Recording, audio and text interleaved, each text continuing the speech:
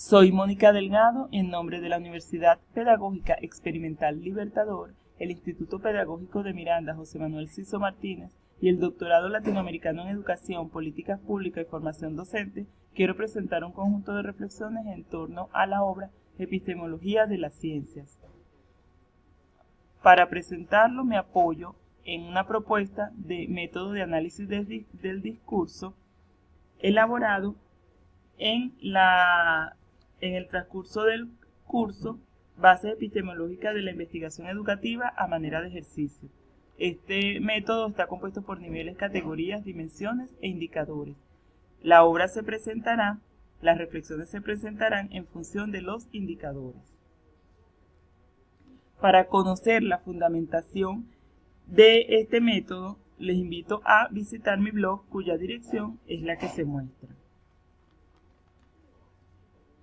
El material que quiero presentarles se encuentra también disponible en su versión electrónica en la dirección que está en pantalla.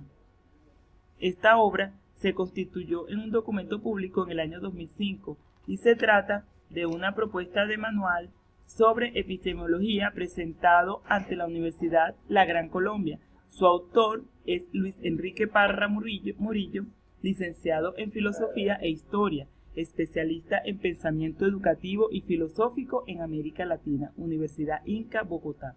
En esta obra se pueden apreciar contenidos de distintos tipos: social, histórico y cultural. El primero, el histórico, es un recorrido por el origen de la epistemología.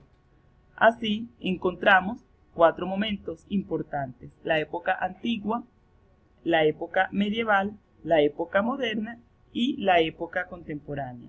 La época antigua, representada por los griegos, entre ellos se encuentra Parménides con su teoría de los dos mundos, donde existe uno sensible, el cual es falso, dado que no lo podemos comprender, y un mundo inteligible, el cual no vemos, pero sí lo comprendemos. Este mundo es auténtico, está sometido a la ley lógica de la identidad, es idéntico a sí mismo. Recordemos que esta ley es una proposición universal considerada evidente y verdadera del pensamiento humano. Esta información sobre las leyes lógicas las pueden ampliar consultando un poquito más el tema. La idea central del planteamiento de Platón es que quien haga ciencia genera conocimiento, obtiene ideas y establece relaciones entre ellas. Por su parte, Aristóteles plantea que el conocimiento es la representación de la existencia de una realidad objetiva independiente del sujeto. En resumen, en la época antigua, la cual se considera que finaliza con la muerte de Aristóteles, la ciencia y el conocimiento se consideran como una actitud contemplativa, orientada a ir más allá de los sentidos, para alcanzar a contemplar la armonía del cosmos, es decir, el orden inminente que puede ser aprehendido por la razón. En la época medieval, representada por San Agustín y Santo Tomás, se ubica hacia finales del siglo XV. Se plantea que la relación razón-fe es la que hace que gire es la idea en torno a la cual gira la ciencia. Y esto es dado que la ciencia es integrada con la sabiduría cristiana. Por tanto, se busca aclarar el valor de la razón en tanto explique la fe y permita conocer la verdad. La época moderna ofrece un conjunto de elementos a la epistemología inclusive de hoy día. Se ubica entre los siglos XV y XVIII. En esta época se aprecia la ciencia como el estudio de la naturaleza que busca controlar, describir, predecir desde el esquema, datos, generalización y leyes. Los principales representantes de esta época son Bacon, con la preocupación por el método. Por tanto, sostiene la idea que seguir pasos precisos conlleva a un conocimiento verdadero. Propone, por lo tanto, el método experimental como proceso inductivo que parte de la observación rigurosa, pasa a un planteamiento de hipótesis, se presenta la experimentación, se formulan las leyes y de allí se derivan las teorías. y también plantea que el conocimiento debe ser universal, es decir, llegar a todos, causal y empírico. Galilei, por su parte, sugiere que la naturaleza está escrita en lenguaje matemático y que no hay fines divinos en la ciencia. Señala la importancia del uso de las técnicas y del telescopio en la experimentación. Descartes, por su parte, señala que es el entendimiento y no la experiencia lo que permite el ejercicio de la ciencia. Plantea la duda metódica como método para la búsqueda de la verdad y el único que permite evitar errores. Kant resalta el principio de causalidad, de acuerdo con el cual los fenómenos se explican en términos de causa y efecto. Por tanto, la tarea de la ciencia es descubrir las leyes que rigen los fenómenos. En resumen, en la época moderna se revoluciona el saber científico a partir de la nueva concepción del método científico, principalmente influenciada por Galilei. En la época contemporánea, a partir del siglo XIX, la epistemología es vista desde distintas maneras, pero sigue bajo la influencia de la época moderna. Se caracteriza por una difusión rápida de los descubrimientos y de una investigación centrada en el saber hacer. En esta época hay un gran despliegue no solo de los aspectos tecnológicos, sino de los comunicacionales, y es por eso que los descubrimientos y hallazgos son difundidos con mayor velocidad. Hay un nuevo encuentro entre ciencia y filosofía, esta última entendida como la reflexión crítica sobre la totalidad de la experiencia, y en cuanto busque, al igual que la ciencia, ser un saber crítico sobre la realidad y aceptar las responsabilidades o responsabilidad que le compete en la constitución de un orden social. Esta época inicia con el comienzo de la lucha contra el positivismo y sus destacados representantes, Popper, y al igual que el Círculo de Viena y todos los que allí se reunían. Sobre todo a partir del momento cuando empiezan a publicar sus hallazgos e investigaciones. En este sentido, la ciencia como un conocimiento objetivo que establece relaciones universales y necesarias entre los fenómenos y permite la predicción. En relación con el contenido social presente en esta obra, se refiere a la ciencia como actividad del hombre. El contenido social destaca la influencia de los pensadores y los avances científicos en la dinámica de la ciencia.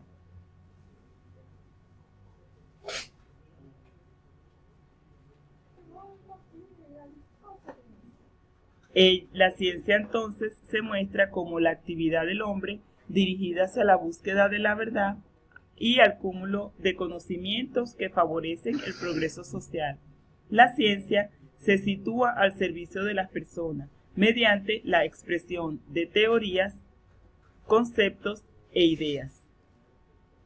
Ahora, el contenido cultural, que hace referencia al pensamiento, concepción de hombre y de sociedad, presenta a la ciencia como un elemento de la cultura, y esto es debido a que transforma el mundo, lo explica y lo comprende, y todo ello es posible gracias a la vida social de la actividad del científico. Pasamos ahora a un nivel categorial. La primera, allí encontramos la estructura. Esta obra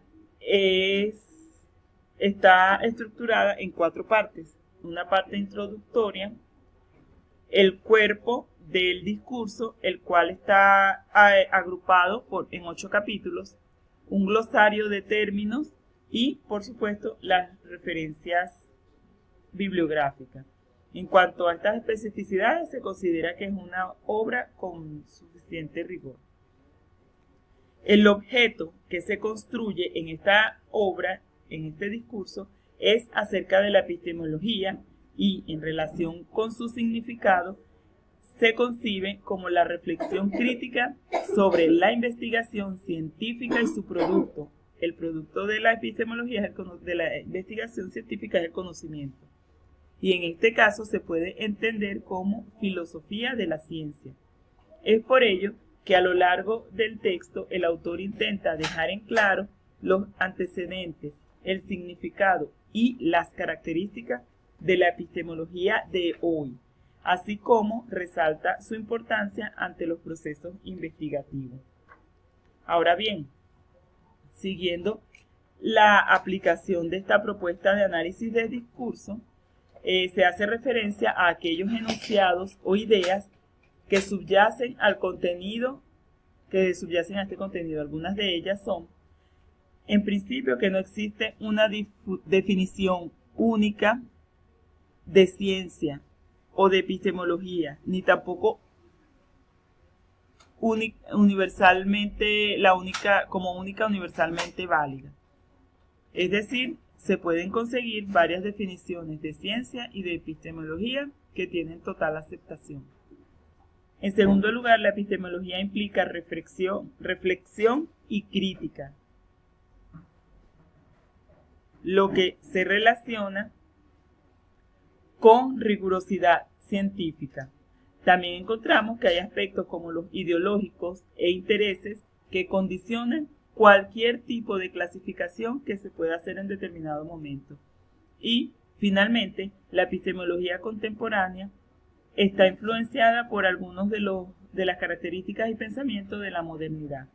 Pasemos ahora al último nivel, el de la concreción. Aquí se hallan los enunciados que se conectan directamente con el objeto que se construye, en este caso con la epistemología. La primera idea que encontramos allí es que la epistemología como filosofía de la ciencia. Nos explica el autor que la epistemología a menudo es usada como el equivalente a gnoseología o teoría del conocimiento. Sin embargo, el término más apropiado es filosofía, por cuanto se relaciona con el conocimiento que se traduce hoy como ciencia. La ciencia es un sistema de conceptos sobre los fenómenos.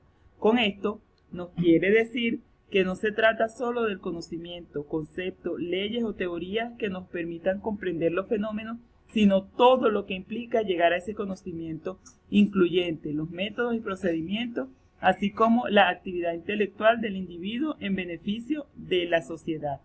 En cuanto a las conexiones indirectas de la epistemología, se mencionan los siguientes enunciados, por cuanto no constituyen contenidos de amplio tratado o tratamiento en esta obra. Los enunciados que se mencionan a continuación se derivan del planteamiento de Piaget, sugeridos de la epistemología entendida como teoría del conocimiento. La epistemología metacientífica, reflexiones por encima de la ciencia, el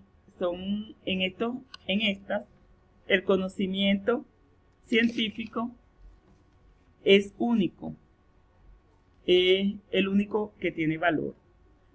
La epistemología paracientífica, que nos dice que la ciencia es cada vez menos objetiva y más simbólica, es decir, parte de una crítica. Y la epistemología científica, que se fundamenta en la explicación del conocimiento científico sin pretender la generalización.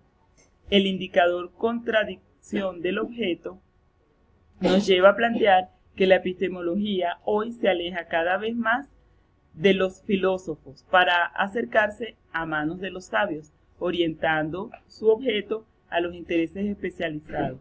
Esto lleva al autor a plantear que la epistemología de cada ciencia en particular es posible. Por ejemplo, epistemología de la lógica, epistemología de la física, epistemología de la psicología, epistemología de la sociología, epistemología de la administración y otras por el estilo. Para finalizar con la presentación de esta obra, se resalta que autores como Byron, Brouwer y Potter, por un lado, Lenk y también Cerda, son considerados en esta obra por sus aportes a la definición de epistemología aquí resaltada. Reflexión crítica sobre la investigación científica y su producto, es decir, el conocimiento. Los invito entonces a leer en mi blog una aplicación conceptual de esta obra.